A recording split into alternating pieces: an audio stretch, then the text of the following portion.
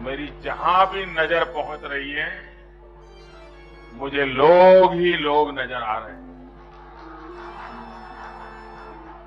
ये जगह भी छोटी पड़ गई लग रहा है।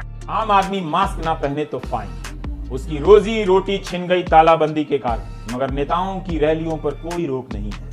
मीडिया ने दिखाने के नाम पर सिर्फ औपचारिकता पूरी की है। ताल ठोके की शुरुआत कुछ तस्वीरों के साथ कर रहे हैं कि किस तरह से कोरोना का मजाक बनाकर रख दिया इन लोगों ने। तबलीगी जमात के मरकज के अंदर की तस्वीरें हम आपको दिखा रहे हैं। सैकड़ों की संख्या में ये जमाती हैं वहां पर, सैकड़ों की संख्या में।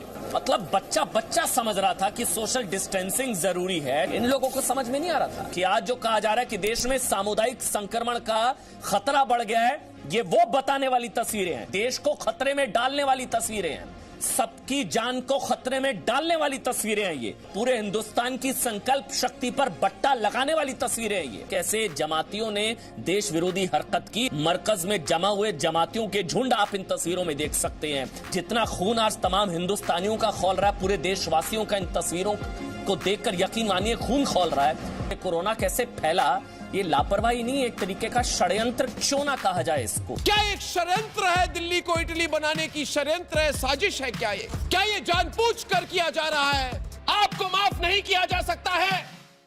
आप अगर हाथ जोड़ के भी आज भारत के देशवासियों से माफी मांगे तो हम माफ नहीं करने वाले। हिम्मत कैसे हुई? हिम्मत कैसे हुई मरकज की? हिम्मत कैसे हुई तबलीगी जमात की? किस तरह से कोरोना फैला इस देश में? मुझे तो लगता है इन सब लोगों को जेल भेज देना चाहिए।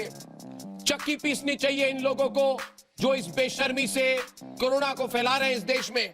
भाई और बहनों, आपको मैं कह दूं, इससे ये प्रमाण हो जाता है कि ये मरकज, ये तबलीगी जमात और ये मरकज जानते हुए भी कोरोना फैलाना चाहते थे।